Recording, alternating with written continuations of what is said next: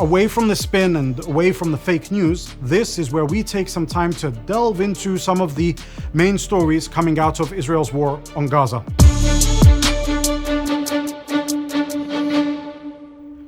In 18 days, Israel has killed 5,791 Palestinians, among them 2,360 children.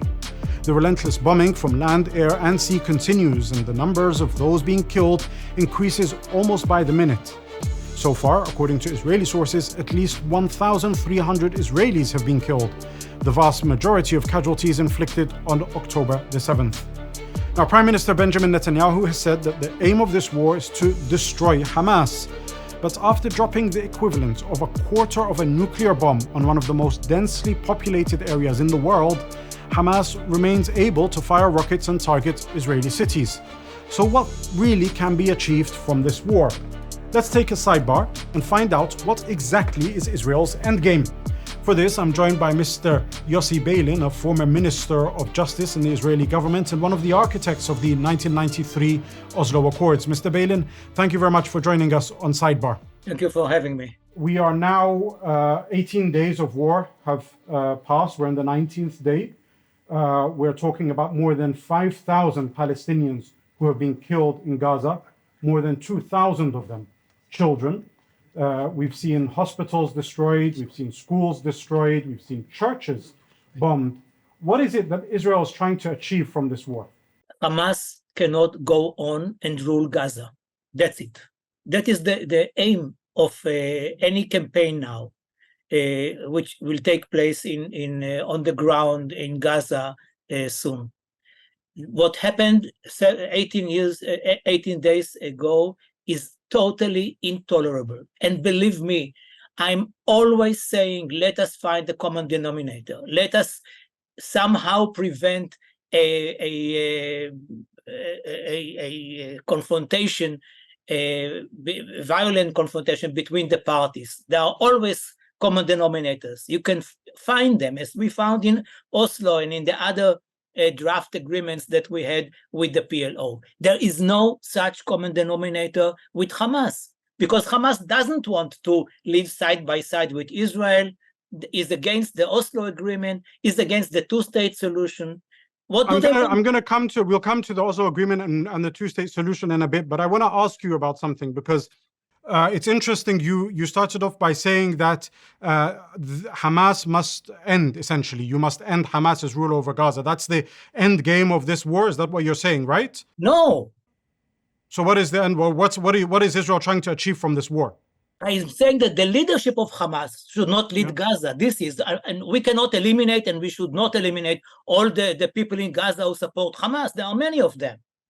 Okay, so what is the aim of the war? That's what I want to know. Tomorrow, if the leadership of Hamas comes tomorrow and say we are going back to June the 6th, 2007, when we took the Gaza Strip by force from Fatah and from the PLO, then there will be no need of any confrontation. So if Hamas behaves the way you would like them to behave, is that what you're trying to say? Exactly. So you will dictate.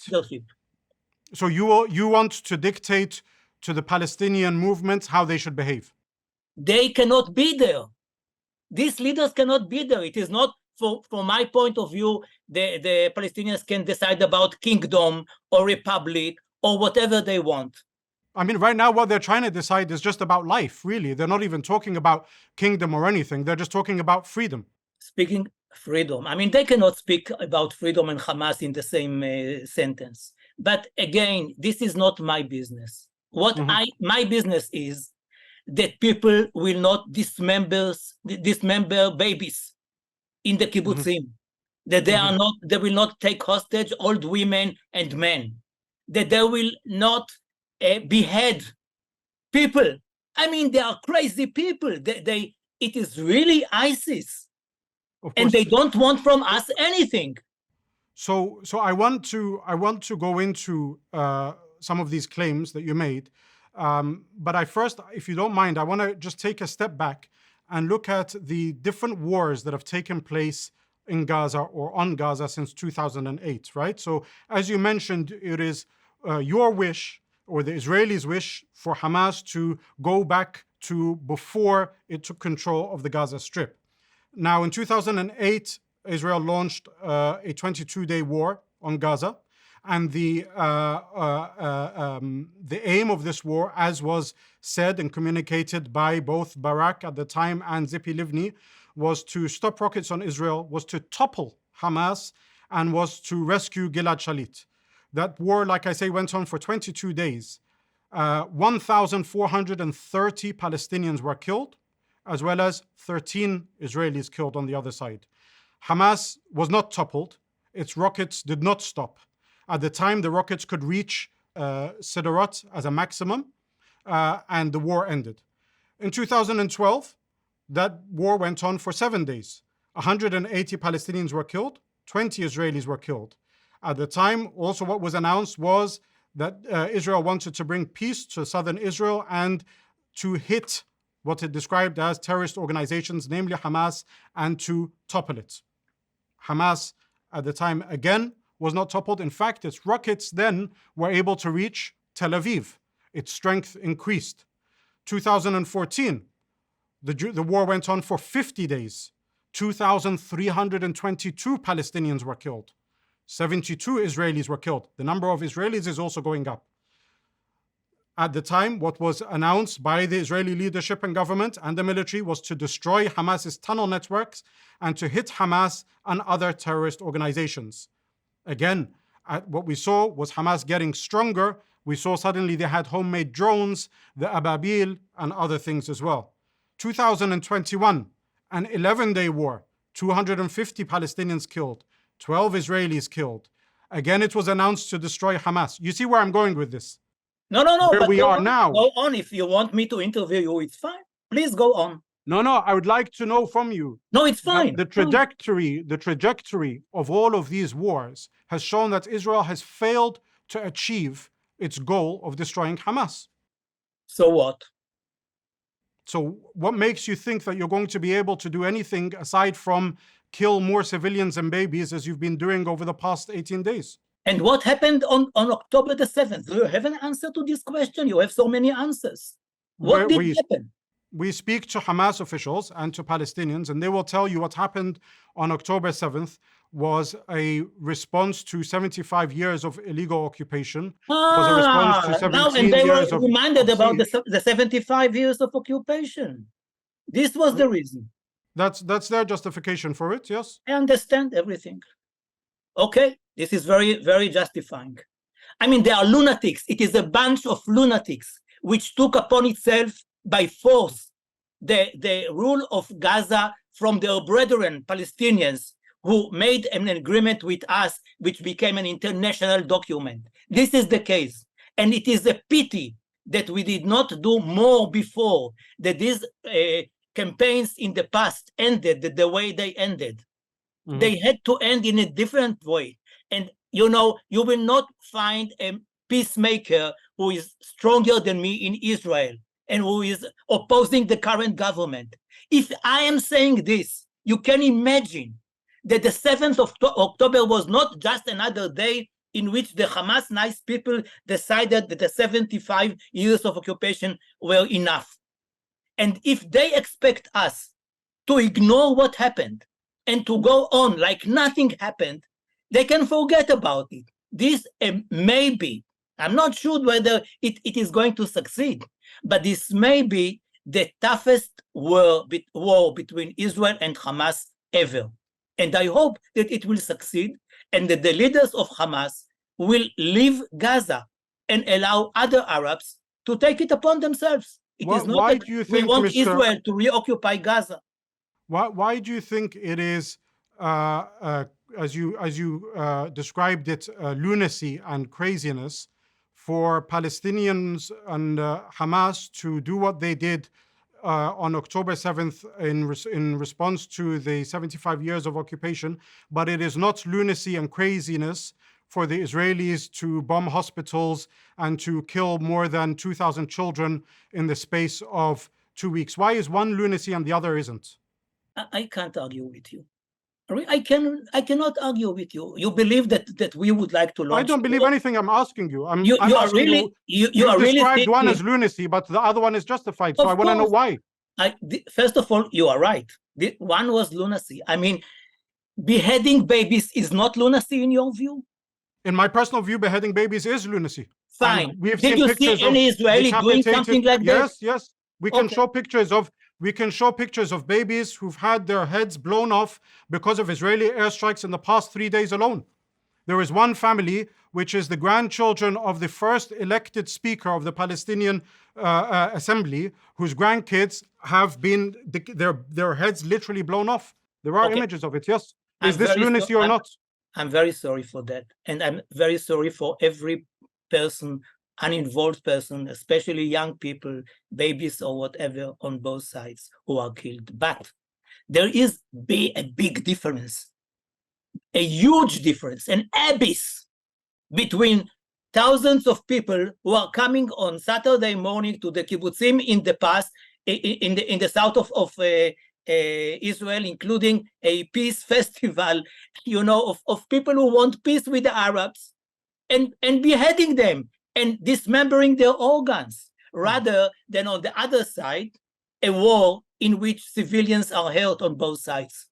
And if you have a better solution for me, how can I live with such neighbors in Gaza? Please give it to me.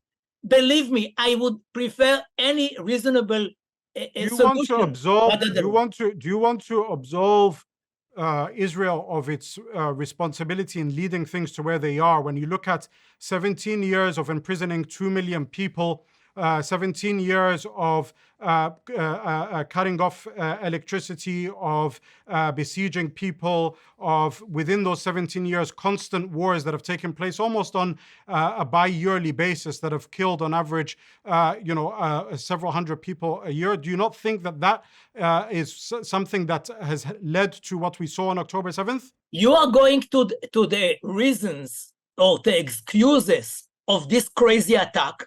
And I'm asking you whether you have for me, as a person, a better solution than violence now. See what they brought. There is, of course, there is. People are calling for a ceasefire. Give me the one. So there is people calling for a ceasefire. They're calling for an end to occupation. They're calling for an end to Israeli settlements being built, of which they have been built on a speed that has been unseen before. They're calling for the release of Palestinian minors from Israeli jails, of which there are dozens that are there, according to Beit Salem, an Israeli human rights organization. They're calling for Israel to stop its targeted assassinations. They say that if this happens, then maybe there will be, because you know what I want to show, if you don't mind. Please continue your sentence. If this happens, then maybe there will be no reason to resist, because what are you going to resist if there's no occupation? Maybe, and maybe not, because they are lunatics in my view. And if they are lunatics, even if there is... But you've tried your way for the past 75 years. Why don't you try another way for the next few? I don't have a better one. The only better one is to do it in a more perfect way. And so Hanan Ashrawi, what do you think of Hanan? What do you think of Hanan Ashrawi, Mr. Balin? Why are you asking this question? She's a friend of mine. She is. She came out on Channel 4 News in the UK, and I believe Sky News as well. And she said the following, and I'm going to paraphrase here because I don't remember it word for word, but you can check it up. She said that she understands why the Palestinian people are supporting Hamas right now, because us as the PLO, she's talking here, us as the PLO tried to make peace. We tried to make the world love us, and where did that get us? Yasser Arafat was besieged, and the common hypothesis was he was poisoned. The PLO, Mahmoud Abbas, have no jurisdiction over a centimeter of land of Palestinians. So where is the incentive for Palestinians to make peace if the peace that it makes is only seen to be submission to occupation? There is one thing to support Hamas and another to do what they did on Saturday the 7th. And I'm sure, knowing Hanan, I believe much better than yourself, that she would never, ever in her life support such a deed in the She didn't talk about the actions. She said, and that's why I'm very clear. She said, I understand why people support Hamas. That is something because our approach which was one of essentially succumbing to or behaving the way Israel would like us to behave, never got them anywhere. This is something else. This is something else. I can just tell her something. You know, we both sides, the PLO and the Israeli governments, especially of the right, missed very, very important opportunities. But in 2000, in September 2000, after the Camp David talks, and in the midst of negotiations between the Palestinians and the Israelis, when Israel, I believe, offered the most moderate suggestions for peace with the Palestinians, the second intifada erupted. Now, when people were asked, why did you do that? They said, I don't remember the years then, but they said like something like 65 years of occupation. This is always an excuse, but it is also a reason. The only question is, when are you using it? If you are using it in the midst of negotiations with the Israelis, with the most moderate government in Israel, people who competed with each other, who is more moderate, who is ready to divide Jerusalem, to hand over the Temple Mount to the Palestinians and whatever, then you need to give me an Mr. answer. Balin, your premise, however, unfortunately, for many Palestinians and many Arabs, is a false premise, because you come with the approach that you are almost bequeathing something upon the Palestinian people, whereas Palestinians who have been kicked out of their homes from 1948, who still maintain the key to those homes, whose grandparents were massacred in massacres like Deir Yassin and others, will tell you that you are the one who is aggressing. You are the one who is in an aggressive posture. So for you to take land and then say, well, you know what, I'm competing with my fellow land grabber or my fellow occupier as to giving you back a little bit more, that is a false narrative. Believe me, I understand what you say, and I know this narrative, and I can understand sometimes things like that. I never wrapped the ideas that I suggested as a donation to the Palestinians, but as a joint need of Palestinians and Israelis to live together on this land. Now, what you say, I mean, if this is the situation, if it is never enough, the bottom line is that you want me to leave the country. And I'm not necessarily, actually. But what? So, one state for everybody? Yeah. Thank you very much. Thank you very much. The UN decided that there should be a Jewish state and the Arab state. The Palestinians rejected it. The Israelis accepted it. And I'm not going to give up on my Jewish state.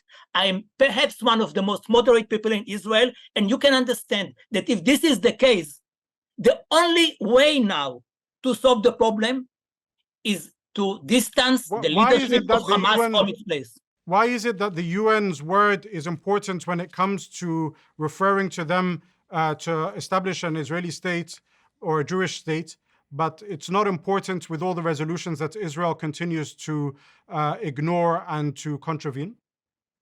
Okay, and the Palestinians respected all the UN resolutions against violence. Currently, right now, there's no Palestinian state. I'm asking you as an Israeli official. Yeah, but there are Palestinians former Israeli official, who never respected really the UN and abused it. But I really don't believe that we should continue this. It is not a real interview, and I don't want to leave the room. Why? We're asking, not at all. Okay. So I understood, and thank you very much. Thank you. So what you want from me is a one-state solution, and I personally, Mr. Balin, I haven't told you my opinion. You're asking me what other solutions are out there. So I asked what is your solution? I personally don't have an opinion. Okay, I do have. But you are saying something right. You are saying this is actually what the Palestinian non-PLO people would say. And I'm saying to you, if this is their solution, I will fight until my last day against it. Okay, Mr. Balin, I want to read you some quotes and I want to ask your opinion on them if you don't mind. One is from Prime Minister Benjamin Netanyahu on October 8th in a television speech. He said, We will turn Gaza into an island of ruins. There is another, it says, wipe out... You asked me as his spokesman. You know No. Just as somebody who says that you want peace. And it's been commonly seen that, as you mentioned, as you described, there are lunatics on the other side. So I want to go through some statements and see maybe if you see any similarities in what you yourself have been condemning, right? I don't see similarities. I see things that I don't like. And I think that this person will not continue and be the prime minister of Israel after the war.